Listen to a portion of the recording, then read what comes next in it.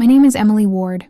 I'm 31, and I design eco-friendly furniture out of a rented garage that still smells like motor oil. Mom calls it my little hobby. Last Thanksgiving, she said it again, right over pumpkin pie. You'll never be as successful as your cousin Megan. She just bought a penthouse. The table laughed. My chest burned. I forced a smile and passed the whipped cream. They didn't know that the company I built in silence, Reroute Studios, had just signed a nationwide deal with a luxury hotel chain. That night, when I went home, I stared at the cracked mirror in my studio and whispered, "Just wait." Weeks later, Mom's book club friend tagged her in an article. Meet the millennial woman revolutionizing sustainable design. CEO Emily Ward. I'll never forget the sound of her voice when she called me. Half shock, half apology. "Emily, I just Googled your company name." What she found that night didn't just change how she saw me. It changed everything our family believed about worth. Nothing burned slower than family laughter. I can still hear tea, that sharp kind that hides behind smiles and wine glasses. The turkey was barely carved before Mom started her yearly highlight reel about Megan. She just got promoted again. "Vice President, can you imagine?" she said, her voice dripping with pride. I pushed mashed potatoes around my plate, pretending not to notice how everyone leaned in, like the story was a royal announcement. Then came the punchline. "Emily's still doing that furniture thing, right? Out of your garage?" A ripple of polite laughter traveled around the table. My aunt whispered something about staying creative, and Megan giggled. She looked perfect, as always, gold necklace, a silk blouse, and that effortless confidence that Mom worshipped. When Megan leaned toward me and said, "Hey, I have some old blazers you can borrow for your client meetings if you ever get one," I felt my chest tighten. The laughter hit again, softer this time, almost pitying. I excused myself, pretending to check the oven. In the hallway, I found the family photo Mom hangs every year, the one from our childhood Christmas. The corner was torn, right where my face used to be, next to Megan's. I traced the rip with my finger, feeling that old ache of being the other one. In the reflection of the glass frame, I saw myself older, tired, holding in every comeback I never said aloud. I whispered under my breath, "You'll see." When I walked back into that dining room, my smile was steady, but my stomach was on fire. They kept talking about Megan's success, and I just kept counting silently. 12 months, 1 year. Before the next Thanksgiving, I'd give them something to talk about, and they'd choke on every word. My empire smelled like sawdust and regret. The mornings in that garage were cold enough to make my breath visible, but Ben and I kept sanding, cutting, and gluing like we were building something sacred. "If we can deliver these 3 prototype tables by Friday, we're still alive," he muttered, sweat dripping down his temple. Alive, that's what success meant to us back then. Not rich, not famous, just alive. I balanced a wooden panel on my knee, trying to line it up with the edge when I heard the knock. 3 sharp taps that froze me mid-swing. Mom. She stood there in her cream coat, clutching her purse like she'd stepped into a junkyard. Her eyes scanned the chaos. Sawdust, half-painted chairs, coffee cups doubling as paintbrush holders. "You actually work here?" she said, nose wrinkling. "Yeah," I said, forcing a smile. "This is Reroute Studios." She laughed softly. "Studios? Honey, this looks like detention with power tools." Ben tried to break the tension, offering her coffee. She declined, of course. Then she picked up my measuring tape, stretching it out between her fingers. "How do you even know what you're doing without real equipment?" I reached to take it back, but the tape snapped right in the middle, the metal curl recoiling like a slap. The room went silent. Mom sighed, muttered something about metaphors, and left before I could say another word. When the door shut, I stared at that broken tape in my hand. For a second, I wanted to cry, but then it hit me. Maybe what I was building couldn't be measured in inches or dollars. Maybe that was the point. Ben turned down the music, rubbing his eyes. "We'll figure it out, Em. We always do." I nodded, picked up my brush, and went back to painting edges that no one would notice but me. The smell of wood filled the air again, heavy, grounding. Then my phone buzzed. One new voicemail. Unknown number. The voice was calm, professional. "Hello, Ms. Ward. I came across your eco-designs online. I'd like to discuss an opportunity. Please call me back." I froze, heart hammering against my ribs. The number ended in 212. Manhattan. Opportunity doesn't knock. It sends calendar invites. When I opened the email from Lang Hospitality Group, my heart skipped. "We're impressed with your sustainable furniture concept," it read. "Let's discuss a potential collaboration." I stared at the screen for a full minute before realizing I hadn't breathed. This was it. The moment I'd been waiting for. But excitement faded fast when I checked flight prices. Manhattan wasn't just another city. It was another world. My savings account, on the other hand, barely had enough for gas and groceries. I told Ben we might have to decline. He slammed his coffee mug down. "No way, you're going. Even if I have to sell my damn guitar." I was still figuring out how to tell Mom when Megan called.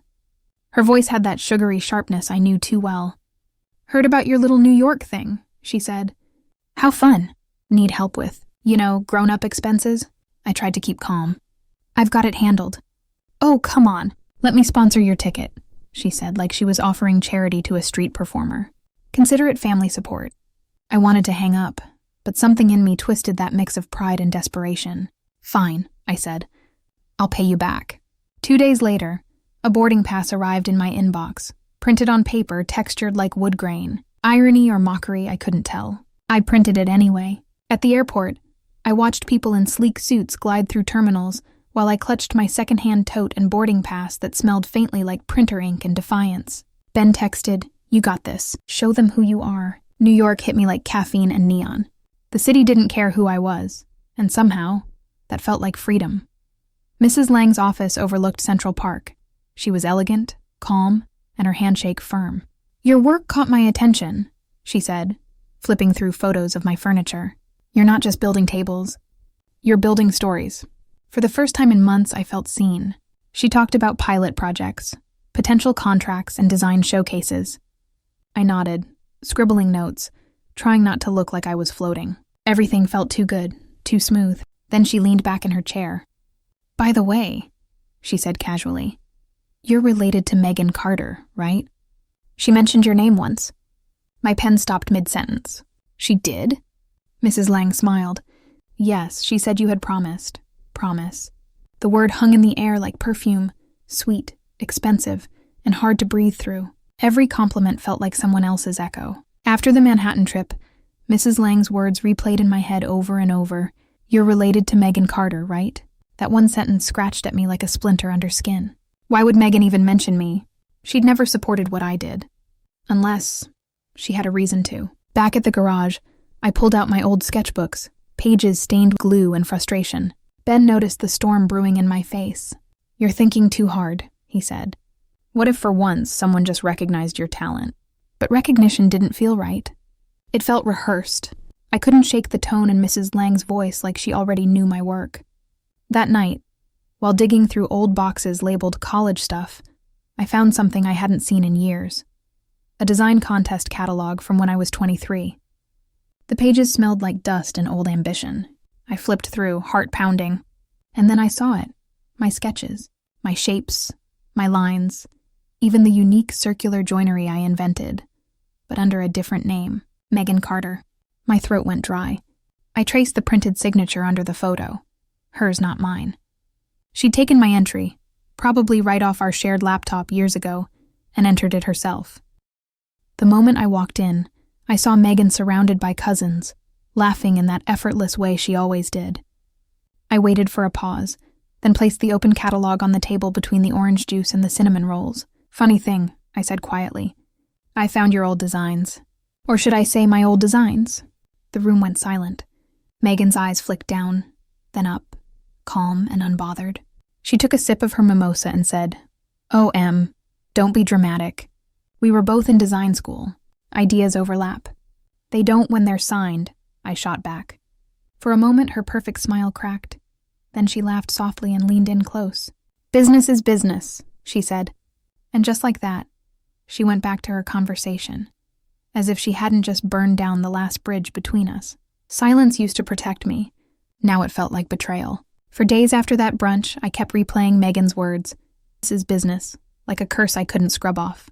I wanted to expose her, to tell everyone what she'd done. But every time I imagined Mom's face, that voice of guilt crept in. "Family doesn't fight in public, Emily." That line had been drilled into me since childhood. Ben didn't agree. "She's been eating off your ideas for years. You have proof now. You can't let her own your story again." I wanted to believe him, But I kept thinking about Mom's Christmas cards, the family parties, the fragile peace that barely held us together. If I do this, there's no going back, I said. Ben stayed quiet, then slid a stack of papers across the table. Patent forms, half-filled, coffee-stained, the edges curled from late-night drafting. Then don't do this to her, he said. Do it for you. That night, the garage glowed under a single bulb. I typed until my fingers cramped, describing every joint, every texture, every inch of my designs. The cursor blinked like a heartbeat, steady and defiant. When I hit submit, I exhaled for what felt like the first time in weeks. The spinning wheel on the screen took forever. I paced, grabbed another cup of coffee, checked my phone, nothing. Then suddenly the page glitched. Error code, then blank white. I refreshed again and again. Nothing. Gone. I stared at the screen, disbelief turning to panic. Ben leaned over my shoulder. Try again. I can't. There's no draft, no cache, nothing. My voice cracked, heart pounding. We sat there in silence, the hum of the old desktop filling the room. The patent that was supposed to protect everything was gone in seconds. Ben rubbed his temples, whispering, maybe it's just a server issue. But deep down, I knew better. The universe wasn't just testing my patience. It was asking how much I could lose before I'd finally stop staying silent. Bad news doesn't knock, it waits. That morning, it waited right on my door, a thick cream-colored envelope stamped with the words, confidential, legal notice. For a second, I thought it was another bill, another reminder that the world didn't care how hard I worked. But when I tore it open, the words punched harder than any overdue notice ever could.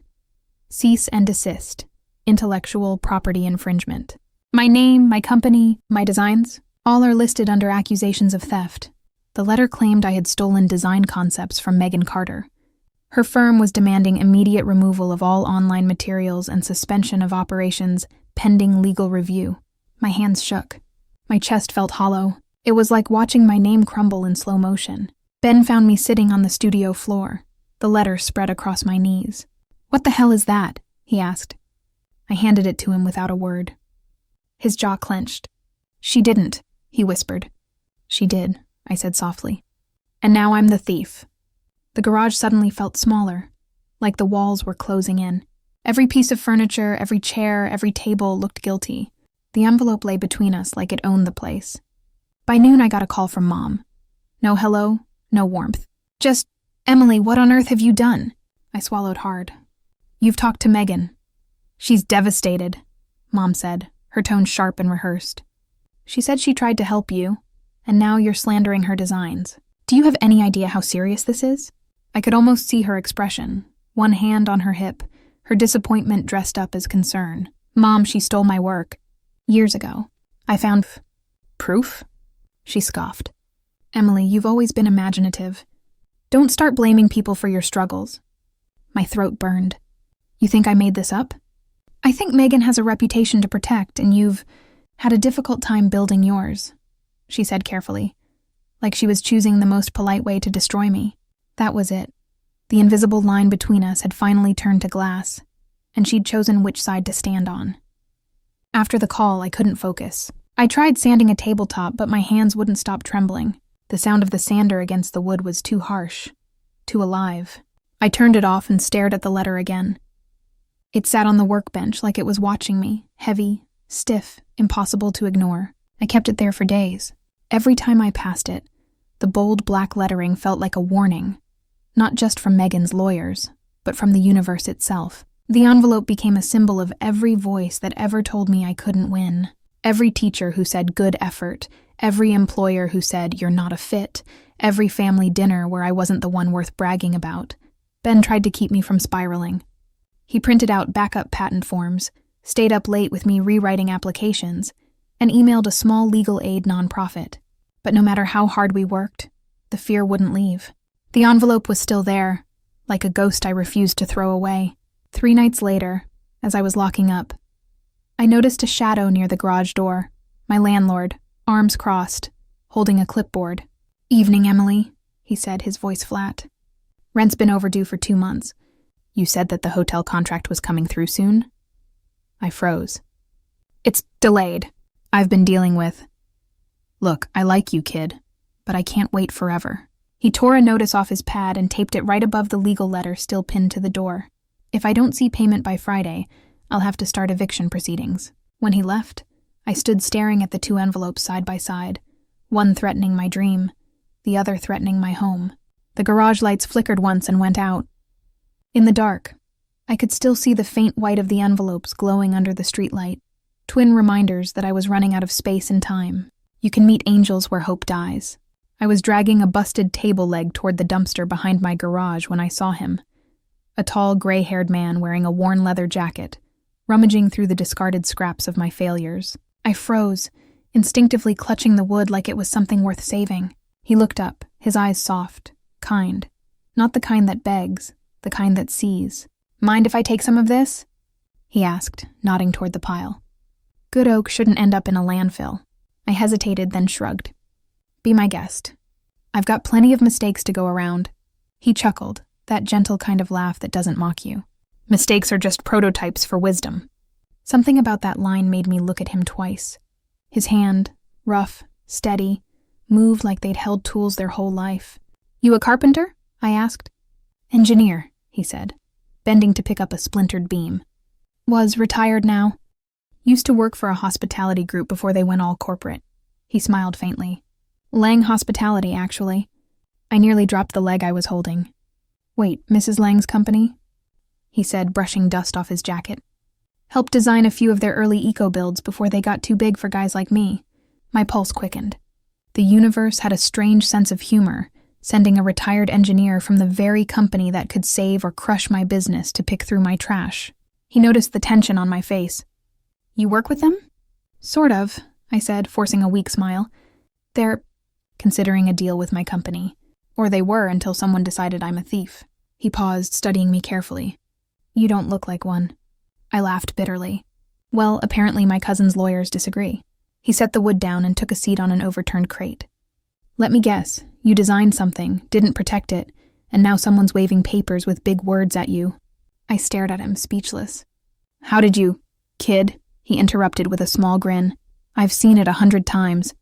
You can build a skyscraper, but if you don't own the blueprints, someone else will take the credit." I exhaled, the truth of it hitting me like sawdust in the lungs. My patent submission glitched. Everything vanished, and now I've got nothing to prove it's mine. He thought for a moment, eyes narrowing in that way people do when they're solving invisible equations. Then he reached into the pizza box beside him, flipped it over, and pulled a pencil from his pocket. "You know what your real proof is?" he asked. I shook my head. He started sketching quick, sure strokes. "Every digital file you ever saved, every draft you emailed, every render or export, they all leave a fingerprint. Metadata. Date created, date modified. You can't fake that." I leaned in, watching his pencil lines turn into a diagram of arrows, boxes, and circles. "You're saying I could track back the original files?" "Not just track," he said, tapping the sketch. "You can prove you made them first. If your cousin's team copied your designs later, the timestamps will show it. That's your invisible signature." The back of the pizza box looked ridiculous, covered in smudged graphite and oil stains. But to me, it might as well have been gold leaf.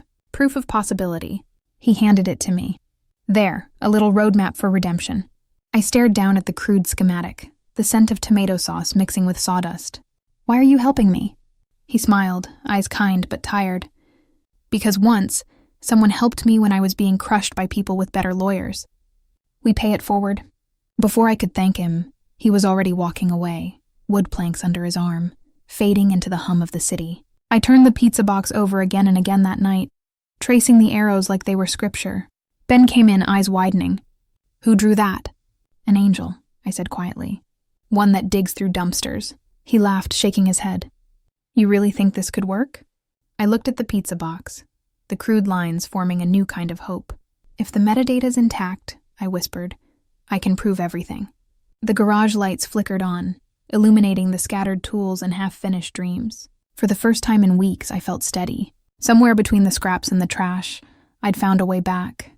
And just maybe, a way to win. Buried files don't stay dead when you have faith in backups. That line kept echoing in my head the next morning as I sat cross-legged on the concrete floor, the pizza box schematic spread out beside me like a treasure map. Ben stood over a pile of old gear, dead laptops, broken flash drives, tangled cords that looked like a small jungle of past failures. Metadata, he muttered. You sure this isn't one of those internet myths? Maybe, I said, brushing dust off my jeans. But if there's even a chance, I have to try. We started digging through boxes labeled old tech, searching for anything that might still breathe. Cables clattered, dust rose. Then, buried under a crate of leftover wood stain, I saw it. The antique radio Dad had given me years ago. A relic with brass knobs and chipped walnut trim. Something I'd kept for nostalgia more than function. I almost didn't check it until I noticed the faint rattle when I lifted it. I turned it over, unscrewed the back panel, and there it was. An external hard drive taped inside, wrapped in old masking tape and forgotten wires. My initials EWE scribbled in black Sharpie. Ben's eyes went wide. You've got to be kidding me. My pulse raced. Dad must have hidden it when I was moving apartments. He probably thought he was being helpful. We hooked it up to Ben's laptop, praying it still had life. The screen flickered. Then miracle, a folder list appeared. Designs 2016 renders original eco-table concept. I gasped. It was all there. Every sketch, every file I'd ever saved before Megan's theft. Ben scrolled quickly. Check the properties. We opened one of the main design files. There it was. See created. May 3rd, 2016. Modified. July 12th, 2016. Years before Megan's so-called submissions. The timestamp glowed like a verdict from the universe itself. I laughed. A choked, shaky sound. She can't fake this. She can't rewrite time. Ben grinned. You just found your digital DNA. For the next 12 hours, we backed up everything twice. I uploaded copies to secure drives, printed verification sheets, and even emailed myself every folder. It felt like exorcising a ghost, bringing truth back from the digital grave. When the sun came up, I drafted an email to Mrs. Lang. Subject line, proof of original design ownership. I attached everything. The metadata, the timestamps, the design files, even side-by-side comparisons of Megan's stolen versions. My hands trembled as I hit send. Ben raised a cup of instant coffee. To resurrection, he said. I smiled, exhausted but lighter. To prove. We sat there in silence, the hum of the laptop filling the air. It was done. For the first time, the truth wasn't just a feeling. It was a file. By afternoon, I got a reply from Mrs. Lang's assistant. We've received your documentation. Mrs. Lang will review and follow up soon. Congratulations on your thorough work. The word congratulations made me exhale for what felt like the first time in months. I turned to Ben. Maybe this is it. Maybe we actually win this time. He nodded, half smiling. Or maybe it's just the beginning. I didn't know which scared me more. That evening, I was halfway through cleaning up the garage when my phone started buzzing nonstop. Notifications flooded in. Texts, news alerts, even calls from old acquaintances. I frowned, unlocking the screen. There it was. Carter Designs announces national partnership with Lang Hospitality Group. Megan's smiling face filled the article photo. Standing beside Mrs. Lang, shaking hands in front of a massive backdrop, printed with the words, Innovation through Family Values. My stomach dropped. No, I whispered. She wouldn't. She couldn't. Ben looked up from the workbench. Emily, what is it? I turned the phone toward him, the glow reflecting off the sawdust in the air. His expression hardened. She moved faster, he said quietly. I sank onto the stool, the radio humming faintly behind me like a cruel joke. I'd just unearthed my proof, but somehow Megan was already standing in the spotlight I'd built. Outside, thunder rolled over the city, low and distant, like the sound of a door slamming shut. The truth doesn't need PR, just timing. It started with a single message in my inbox. Saw your post about Carter Designs. Would you be open to an interview? The sender was a journalist from a design magazine I'd admired for years. I almost deleted it, thinking it was a scam. Then I clicked on his name, verified profile, and hundreds of published articles. Real. Ben leaned over my shoulder, eyes wide. You gonna do it? I hesitated. If I speak out, I'm declaring war, he smirked. You already did when you refused to disappear. We scheduled the call for the next day.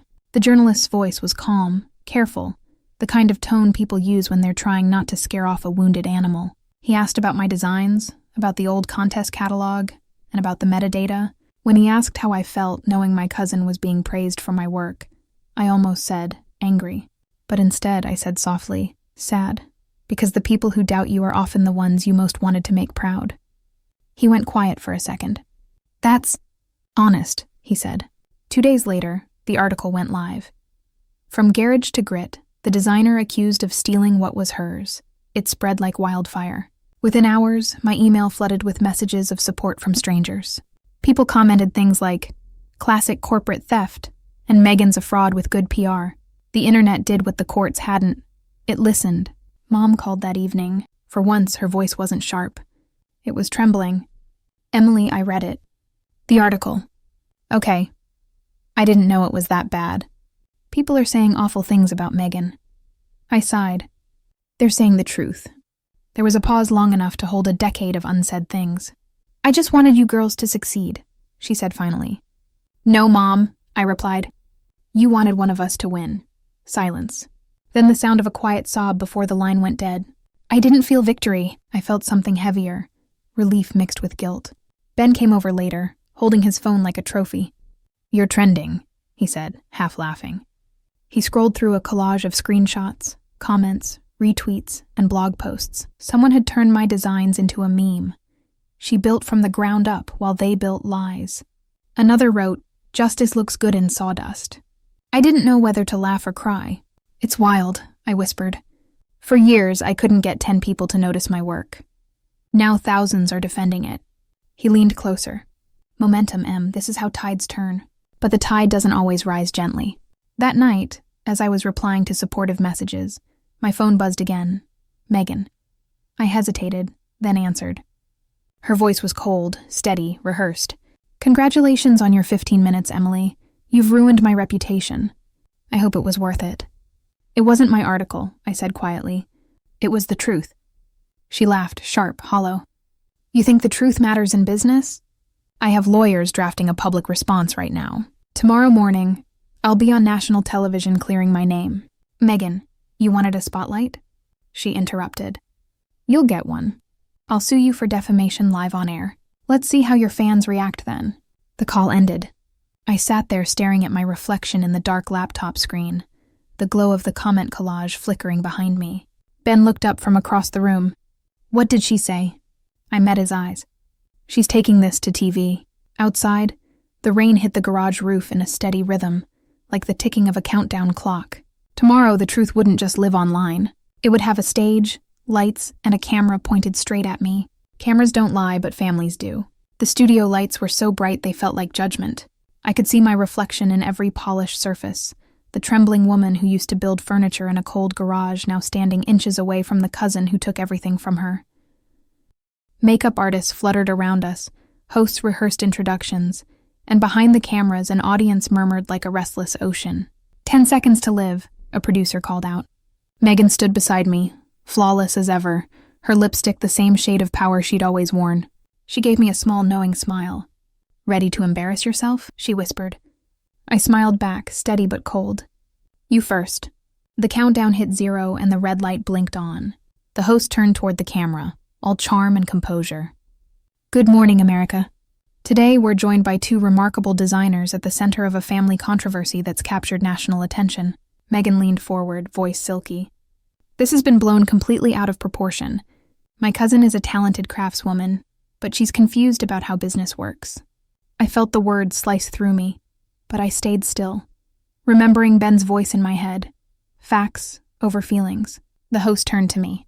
Emily, you've accused your cousin of stealing your designs. Do you have proof?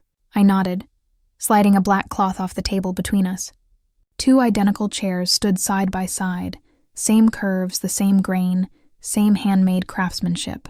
But one bore a slick silver logo, Carter Designs, polished and corporate. The other had my name, E. Ward, carved by hand into the underside of the seat, subtle but permanent. The audience gasped softly. The host knelt to examine them, tracing her fingers over the carvings. They look identical. That's because they are, I said, voice steady. Except one of them was made 2 years earlier. By me. Megan laughed lightly, shaking her head. Coincidences happen in creative work. Styles overlap. No, I interrupted. I built this design in 2016. I can prove it. The host raised an eyebrow. And how exactly can you prove something like that? I turned toward the big screen behind us. Ben was in the control booth coordinating with the tech crew. He nodded once. The screen flashed to life, folders, files, timestamps. The audience leaned forward as my original blueprints appeared. Metadata visible. Created, May 3rd, 2016.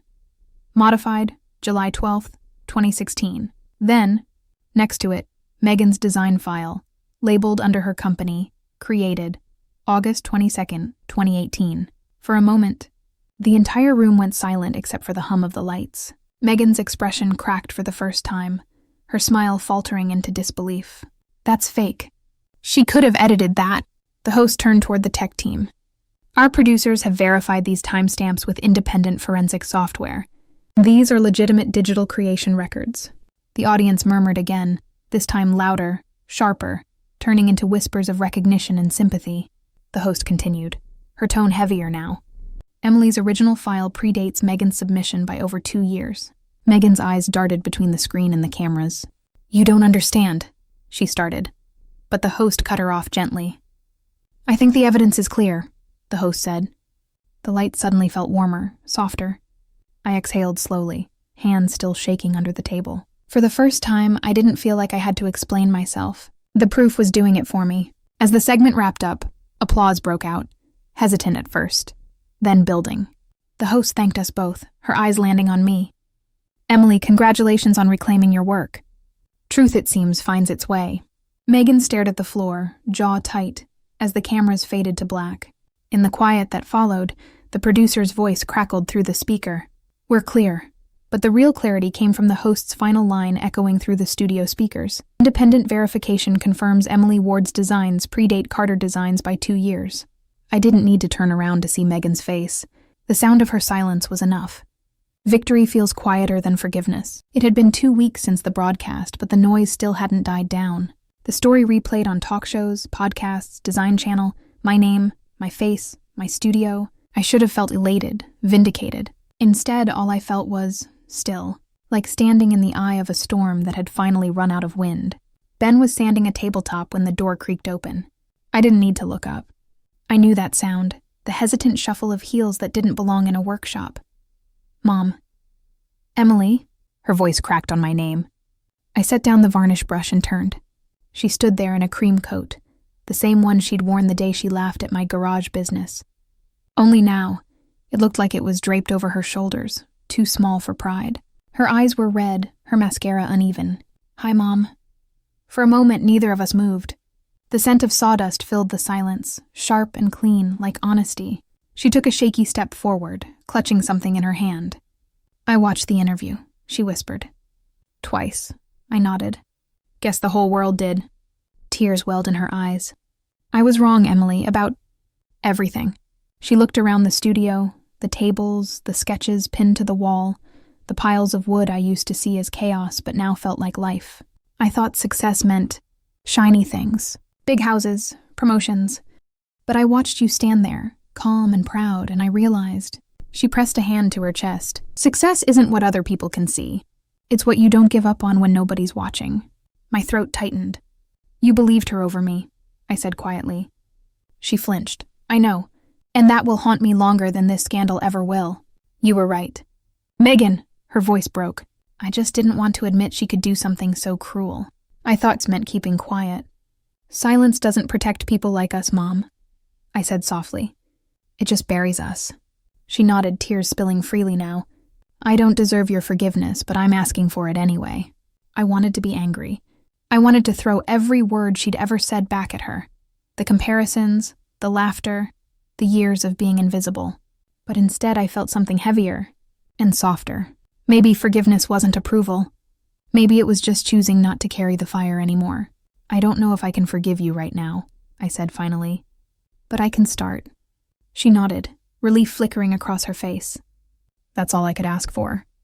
She opened her purse and pulled something out. The old family photo. The same one that had hung in our hallway for years. The one with the torn corner where my face used to be. Only now it was taped together, the rip faint but visible like a scar that had healed. I fixed it, she whispered. It's not perfect, but neither are we. I stared at it, the faded smiles, the repaired edges. For the first time, I didn't feel erased. "Thank you," I said quietly. She smiled, the kind that trembles before it lands. "I'm proud of you, Emily." Before I could answer, my laptop chimed behind me. I turned to see the email notification pop up on screen, subject line bold and impossible to miss. Contract finalized. National Supply Partnership Reroute Studios. My breath caught. I opened it, my hands shaking. The message was short and simple. "Congratulations. We're proud to have you as our official design partner." I looked back at Mom, who stood there blinking, as if she wasn't sure whether to smile or cry. "Looks like the world's finally catching up," I said, my voice barely above a whisper. She laughed softly through her tears. "No, sweetheart," she said. "You didn't catch up to the world. You built your own."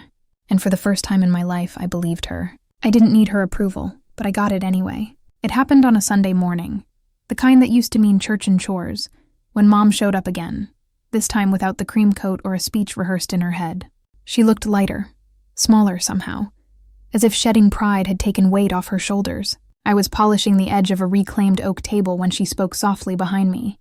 "I Googled your company," she said. I turned. "You what?" Her lips curved into a faint smile. "Reroute Studios," she said carefully, pronouncing every syllable like it was holy. "It's everywhere, Emily." I wiped my hands on a rag and followed her to the office corner of the studio. She sat at my desk, my old laptop glowing against the dust-speckled sunlight. On the screen, the search bar still read Reroute Studios Emily Ward. Below it, after article and after headline, "The designer who turned betrayal into a blueprint for change.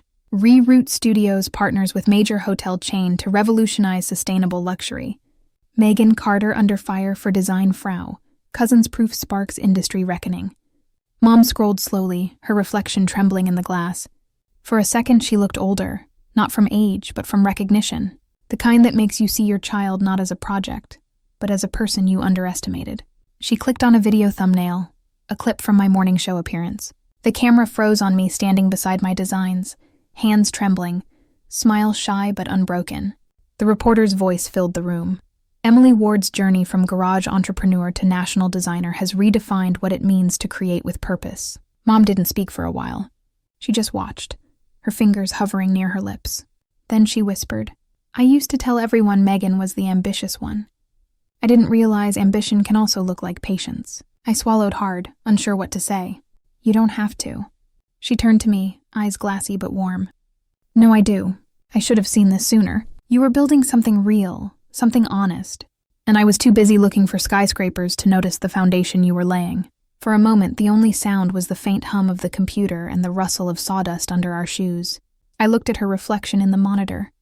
Her eyes had softened, the sharp edges dulled. Pride for once wasn't about her anymore. "Mom," I said quietly, "I didn't do this to prove you wrong." "I know," she said, voice trembling, "but you did prove me wrong anyway. And I've never been so grateful to be wrong in my life." She reached out, her hand brushing over mine. The same hands that once pointed out my failures now rested gently, steady, and human. We both looked back at the screen, where one headline sat at the top. Reroute Studios named National Partner for Sustainable Design Innovation. I opened the article, scrolling past photos of my studio, my team, even Ben smiling awkwardly beside a line of finished furniture. It didn't feel like revenge. It felt like closure. Mom stood and took a slow breath, looking around the garage, my empire of sawdust and sunlight. "You've turned this place into something beautiful," she whispered. I said softly, "Guess it just needed time." For a second, we just stood there. Then, without warning, she stepped forward and hugged me. It was awkward, her chin pressing against my shoulder, her perfume mixing with wood oil and varnish. But it was real, the kind of hug that stitches something back together, quietly, without ceremony. When she pulled away, tears streaked her cheeks, but she was smiling. "You don't know how proud I am." I smiled back, the warmth spreading through me in slow waves. "You don't have to say it," I said. "I can see it." The sunlight poured through the open door, catching flecks of dust that looked almost like gold. She turned one last time to glance at the screen, my name still glowing at the top of the page, surrounded by words like innovator, visionary, founder. For the first time in my life, she didn't compare me to anyone.